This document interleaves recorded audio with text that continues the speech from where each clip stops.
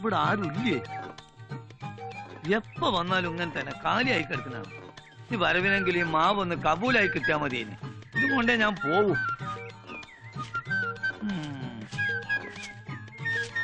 കൊറേ കാലായാലോ പിന്നാലെ നടക്കാൻ തുടങ്ങിട്ട്. വല്ലത് നടക്കോ? ഞാൻ എന്റെ പിന്നാലെ അല്ലല്ലോ നടക്കണേ, മാവിന്റെ പിന്നാലെ അല്ല നടക്കണേ. അതെന്നെ പറയണേ. ഈ പണ്ടാരം ഇങ്ങനെ നിക്കണ കാരണം ഇതിപ്പോ മൂന്നാമത്തെ തവണ മിച്ചടിക്കണ. ഉടനെങ്ങാനൊന്ന് വെട്ടിക്കൊണ്ട് പോവോ? നീ അടങ്ങ്, ഞാൻ വെട്ടിത്തരാ. വിലയിലൊന്ന് ഉറക്കട്ടെ. എന്താടി ഇവിടെ ഒരു പഞ്ചാര? നിനക്ക് കിഞ്ഞടിക്കാൻ ഈ കളവിനെ കിട്ടിയുള്ളൂ. പോടി. തന്നു വന്നിപ്പോ പെമ്പിളർക്ക് പ്രായവും നോട്ടല്ല രൂപവും നോട്ടമില്ല. തനിങ് വന്നേ. എന്താ ഈ പരിപാടി? അല്ല മേന്നെ, നമുക്ക് ഈ മാവിന്റെ കാര്യം വല്ലതും നടക്കുവോ? നടന്ന് നടന്ന് എന്റെ ചെരുപ്പ് തേഞ്ഞി. എടോ, തുട്ട് തരാമെന്നുണ്ടെങ്കിൽ ഈ വീട് വരെ പൊളിച്ചു വെക്കാൻ ഞാൻ റെഡിയാ. പക്ഷെ സർവ്വ അധികാരങ്ങളും അച്ഛൻ കൊടുത്തിരിക്കുന്ന കുടുംബവക്കീല് ലാലിനല്ലേ. അയാൾക്കാണെങ്കിൽ കേസുമില്ല, കാര്യസ്ഥ പണിക്ക് സമയമില്ല. എപ്പോഴും വെപ്രാളല്ലേ വെപ്രാളം. അല്ല അത് പോട്ടെ, മാവ് വാങ്ങി തന്ന കമ്മീഷൻ കിട്ടും. അച്ഛന്റെ മാവ് മുറിക്കാൻ മോന് കമ്മീഷനോ? മാവ് വേണമെങ്കിൽ മതി. ശരി, ഏറ്റു. നമുക്ക് എങ്ങനെങ്കിലും ഇതൊന്ന് കബൂലാക്കി തന്നാ മതി. എന്നാ വാ.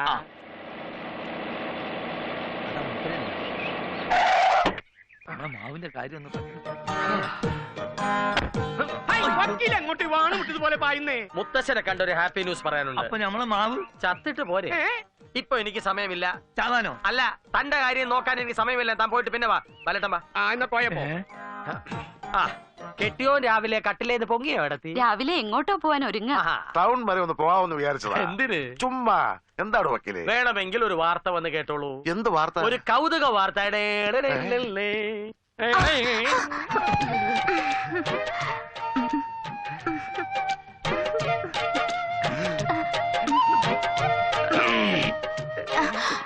എടോ വക്കീലെ, എന്താണോ സാറിയർ അല്ല കൊറിയർ ഓടി വന്നപ്പോ എന്റെ കാല് സ്ലിപ്പായി. എവൾ എന്റെ ഇടയിലുമായി. കുറെ കാലമായി ഞാൻ കാണുന്നു ഈ തട്ടലും മുട്ടലും. കേട്ടില്ലേ, നിരപരാധിയായി ഞാൻ പഴി കേൾക്കുന്നത്. എന്തിനാ കുട്ടി ഞാൻ സ്ലിപ്പ് ആവുമ്പോ മുമ്പിൽ വന്ന് നിൽക്കുന്നത്? ഇനി ഇത് ആവർത്തിക്കരുത്. പൊടി. മുത്തശ്ശ, ഒരു ചൂടുള്ള വാർത്ത ഞാൻ ചോർത്തെടുത്തിട്ടുണ്ട്. പോസ്റ്റ്മാന്റെ കേസ് അന്വേഷിക്കാൻ പോസ്റ്റ് ഓഫീസിൽ ചെന്നപ്പോ പോസ്റ്റ്മാൻ ഒരു പോസ്റ്റ് കവർ തന്നു. പൊട്ടിച്ചു നോക്കിയപ്പോ ഞെട്ടിക്കുന്ന ഒരു വാർത്ത. നമ്മുടെ അനുപമയ്ക്ക് ജോലി കിട്ടി. സന്തോഷായില്ലേ? എനിക്കിഷ്ടായില്ല.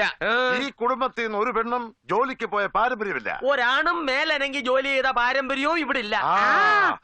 എന്റെ അനന്തേട്ട നിസാര ജോലിയൊന്നുമല്ല. എയർ ഹോസ്റ്റസ്, എയർ ഹോസ്റ്റസ് ആകാശത്തിൽ എന്ന് പറഞ്ഞ അറിയില്ലല്ലേ? വിമാനത്തിലെ യാത്രക്കാർക്ക് ചായ, കാപ്പി, biscuit, cool drinks, breakfast, lunch, dinner ഇതൊക്കെ ചിരിച്ചോണ്ട് എക്സ്ക്യൂസ് മീ എന്ന് പറഞ്ഞ് സപ്ലൈ ചെയ്യുന്ന ലലനാമണികളാണ് എയർ ഹോസ്റ്റസ്. അതായത് സപ്ലയർ. ഇനി ഇവക്ക് സപ്ലൈ ആണെങ്കിൽ ടൗണിലെ ഏതെങ്കിലും ഹോട്ടലിൽ നിന്നാ പോരെ. വെറുതെ എന്തിനാ ആകാശത്തിലൂടെ പോണവർക്കൊക്കെ കൊടുക്കാൻ നടക്കണത്? മോശം. അയ്യോ അനന്തേട്ടാ, വിമാനത്തിലെ സപ്ലയർക്ക് നല്ല വെയിറ്റാ. അറിയാൻ മേലാഞ്ഞിട്ടാ. അതങ്ങനെ പഠിക്കാൻ പറ്റ സമയത്ത് ഗോലി കളിക്കാൻ നടന്നാ ഇങ്ങനെയൊക്കെ ഇരിക്കും. മുത്തച്ഛനത്തെ അഭിപ്രായം ഒന്നും പറയാതെ. വക്കീലെ, തെറ്റ് പറ്റിയത് എനിക്കാ. എന്റെ കൺമുന്നിൽ നിന്ന് അകലെ വിട്ട് പഠിപ്പിച്ചു. ഇനി അവൾ എന്റെ കൺവട്ടത്ത് നിൽക്കില്ല. വേണ്ട, എനിക്ക് സഹിക്കാനാവില്ല. അവൾക്ക് ജോലിയും വേണ്ട, ഒരു മണ്ണാങ്കട്ടി.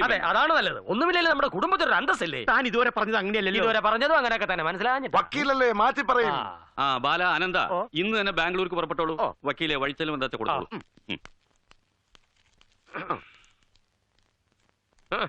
ഇത്രേ ഉള്ളൂ.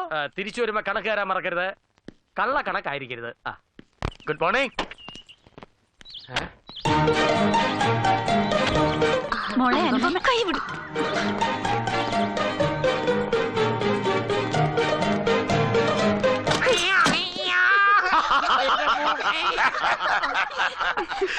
പിടിയാലെ കൊണ്ടുവന്നതിന്റെ ദേഷ്യത്തിലാ അവള്. മൂക്ക് തിരുമ്പി നിൽക്കാതെ അച്ഛനെ വിളിക്കേ. അവളെവിടെ? വന്നു, ദേഷ്യത്തിൽ കഥ കടച്ചു. എന്റെ പോയി. ഒന്ന് മാറണോ കോന്ത? മോളെ അനുപമേ, വാതിലോർക്ക്. ഇന്നോളം മുത്തശ്ശനെ കാണാൻ തിരക്ക് കൂട്ടി വരുന്ന എന്റെ കൊച്ചുകുട്ടിയെ എനിക്കേ അറിയൂ. എന്തിനാ നീ മുഖം വെറുപ്പിച്ചിരിക്കണത്? കുട്ടിക്കാലം മുതലേ വാശി പിടിച്ച് കാര്യം നേടാൻ നീ മിടിക്കുക. പക്ഷെ ഇക്കാര്യത്തിൽ ഇത് നടപ്പില്ല. ഇത് ലൈഫിന്റെ ടേണിംഗ് പോയിന്റ് ആണ്. എനിക്ക് മനസ്സിലാവണില്ല ഒന്നും. മക്കൾക്ക് ഒരു നല്ല ജോലി കിട്ടാന്നുള്ളത് ഏതൊരു പാരന്റ്സിന്റെ ആഗ്രഹം. ഇവിടെ എന്ത് പറ്റി എല്ലാവർക്കും? നീ കൈവിട്ടു പോകുന്ന കാണാനുള്ള ശേഷി എനിക്കില്ല. നിന്റെ അച്ഛനമ്മയും മരിക്കുമ്പോ നിനക്ക് 4 വയസ്സാ. അന്നു മുതൽ ഇന്നോളം ഈ കൈത്തണ്ട കിടന്നാ നീ വളർന്നത്. എന്റെ മരണം വരെ എന്റെ കുട്ടി എന്നോടൊപ്പം ഉണ്ടാവണം. പിന്നെ എന്തിനാ മുത്തശ്ശൻ എന്നെ ഇത്രയും പഠിപ്പിച്ചത്? ഈ കുഗ്രാമത്തിൽ ജീവിക്കാനാ? ഈ അടുക്കള പുക കൊള്ളാനാ? വിദ്യാധനം സർവധനാൽ പ്രധാനം എന്നല്ലേ? ഞാൻ സംസാരിക്കുന്നത് മുത്തശ്ശനോടാ. ഞാൻ പറഞ്ഞതും മുത്തശ്ശനോടാ. തർക്കം വേണ്ട, എന്റെ തീരുമാനം അങ്ങോട്ട് പറയാം. ഈ തറവാട്ടിൽ ഇതുവരെ പ്രായമായ പെൺകുട്ടികളെ ജോലിക്കല്ല അയക്കാറ്, കല്യാണം കഴിപ്പിച്ച. ഡോക്ടർ ആയിരുന്നു എന്റെ അച്ഛന്റെ ആഗ്രഹമായിരുന്നു നിന്നെ ഒരു ഡോക്ടറെ കൊണ്ട് കല്യാണം കഴിപ്പിക്കണം. ഭാഗ്യത്തിന് നിന്റെ 2 മുറച്ചക്കന്മാരും ഡോക്ടർമാരാ. മൃഗ ഡോക്ടർ മോഹനകൃഷ്ണൻ, ആയുർവേദ ഡോക്ടർ ഓമനക്കുട്ടൻ. മുത്തശ്ശ എനിക്ക് ഒന്നും പറയണ്ട, പറഞ്ഞ അനുസരിച്ചാ മതി. അങ്ങനെയോ?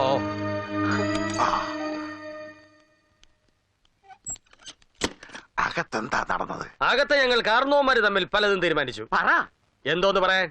ഭാഗം വെച്ച് കിട്ടിയ സ്വത്തൊക്കെ മത്സരിച്ച് വിറ്റ് 2 പേരും കൂടി പുട്ടടിച്ചില്ലേ? പോരാത്തതിന് വാശിയോടെ 5-6 പെമ്പിള്ളേരെയും കുറെ തീരാക്കടോ സൃഷ്ടിച്ചില്ലേ? കഴിഞ്ഞത് കഴിഞ്ഞില്ലേ? ഒന്നും കഴിഞ്ഞില്ല. ആ പെങ്കുച്ച് കൈവിട്ട് പോയാ ആ നിമിഷം നിങ്ങൾ 2 വഴിയാധാരവും. അത് ഓർത്തിട്ടാ ഞാൻ നിങ്ങൾക്ക് വേണ്ടി ഒരു നമ്പർ ഇട്ടത്. നിങ്ങളിൽ ഒരാൾക്ക് ലോട്ടറി അടിക്കാൻ പോകുന്നു. കണ്ടോ, ഞാൻ അപ്പോഴേ പറഞ്ഞല്ലേ ലോട്ടറി ടിക്കറ്റ് എടുക്കാൻ. ഓ, ആ ലോട്ടറി അല്ല, ഈ കണ്ണത്താ ദൂരം കിടക്കുന്ന സ്വത്തിന്റെ ഏക അവകാശിയായ അനുപമയെ നിങ്ങൾ 2 പേരിൽ ഒരാളുടെ മകനെ കൊണ്ട് വിവാഹം കഴിപ്പിക്കാൻ തീരുമാനിച്ചു. എന്റെ മകൻ മോഹനകൃഷ്ണൻ അവക്ക് നന്നായിട്ട് ചേരും. എന്റെ മോനെന്തൊരു കുറവ്. അറമ്പന. നിങ്ങൾ ഇങ്ങനെ കടിച്ചു കയറാൻ നിൽക്കാതെ നിങ്ങളുടെ ആമക്കളെ വിളിക്കേ. അങ്ങനെ മുത്തശ്ശന്റെ ആഗ്രഹപ്രകാരം ഞാൻ പഠിച്ച് ധാരാളം വലിയ പേഷ്യൻസ് ഉള്ള ഒരു ഡോക്ടറായി. മൃഗ ഡോക്ടറല്ലേ? അങ്ങനെ പറയരുത്. ഒരു MBBS ഡോക്ടറും വെറ്റിനറി ഡോക്ടറും തമ്മിൽ വലിയ വ്യത്യാസമൊന്നുമില്ല. അവർ മനുഷ്യരെ ചികിത്സിക്കുന്നു, ഞങ്ങൾ മൃഗങ്ങളെ ചികിത്സിക്കുന്നു. അപ്പോ മൃഗങ്ങളുമായിട്ടാണല്ലേ കൂടുതൽ സമ്പർക്കം? അതെ. കണ്ടാലറിയാം. എനിക്ക് കാര്യം പറ. അനുപമ കുറച്ചുകൂടി സോഫ്റ്റ് ആയാലേ ഞാൻ പറയൂ. ശരി, പറയണം. അത് മുത്തശ്ശൻ ഇനി ഒരാഗ്രഹം കൂടി ബാക്കിയുണ്ടെന്ന് പറഞ്ഞു. അതും കൂടി എനിക്ക് നിറവേറ്റണം. ചെറുപ്പം മുതൽ ഒന്നിച്ച് കളിച്ചു വളർന്നവരാണല്ലോ നമ്മൾ. ഓമനക്കുട്ടനുണ്ടായിരുന്നല്ലോ നമ്മുടെ കൂടെ കളിക്കാൻ. അവന് കളിക്കാൻ വല്ല അറിയോ? അനുപമയ്ക്ക് എന്റെ കൂടെ കളിക്കാനായിരുന്നു കൂടുതൽ ഇഷ്ടം. ഓർക്കാഞ്ഞിട്ടാ. ഇപ്പോൾ എന്റെ സ്വപ്നത്തിൽ മുഴുവൻ അനുപമയാണ്. നമ്മുടെ കല്യാണം, ഹണിമൂണിന് പ്രകൃതി രമണീയമായ ഒരു ബെസ്റ്റ് പ്ലേസ് ഞാൻ സജസ്റ്റ് ചെയ്യട്ടെ. ഭൂതത്താങ്കെട്ട്.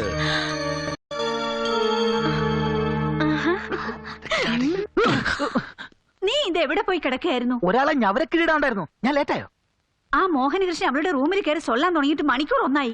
തൊള്ളാനോ? എന്നാ വേഗം കയറി ചെല്ലടാ മോനെ. ചെല്ലേ. അയ്യടാ മോനെ ശൃംഗരിക്കാൻ വിട്ടിട്ട് കാവല് നിൽക്കുന്ന തന്തയും തള്ളി. നീ ആദ്യം പോടാ. മുട്ടാവാതില്ല. അവരെ ശല്യപ്പെടുത്തരുത്. അത് പറയാൻ ഇങ്ങേർക്ക് എന്താ അവകാശം? കെട്ടാൻ പോണത് എന്റെ മോന. നീ പോയി മുട്ടാ. എന്നാ വേണ്ട, ഞാൻ എന്താ ഇത്? ഒന്ന് മാറിയേ, ഒന്ന് പുറത്തേക്ക് ഇറങ്ങിയേ. എന്തിനെ? എനിക്കൊന്ന് മിണ്ടണം. നീ ഇനി മുണ്ടണ്ട. ഞങ്ങളുടെ കാര്യം ഏകദേശം ഫിക്സ് ആയി. ഫിക്സ് ചെയ്യാൻ നീ എന്താ ക്വിക്ക് ഫിക്സ് ആയിട്ടാണ് അകത്തേക്ക് പോയത്? എടാ, എനിക്ക് 4 വയസ്സുള്ളപ്പോ ഞാൻ അവളുടെ I love you എന്ന് പറഞ്ഞിട്ടുള്ളതാ. അന്ന് 1 വയസ്സുണ്ടായിരുന്നു ഇവക്ക്. അതിന്റെ അർത്ഥം മനസ്സിലായില്ലടാ മണ്ട. മഴ മണ്ട. അതിന് നീ വിഷമിക്കണ്ട. ഇവനകത്തെ ഒന്നുകൂടെ പറഞ്ഞോളും I love you എന്ന്. കേറി ചെല്ലടാ.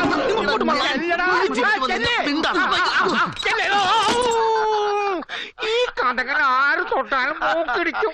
ഒരു പശുത്തൊഴുത്തിന്റെ മണം. അല്ല, പറഞ്ഞിട്ട് കാര്യമില്ല.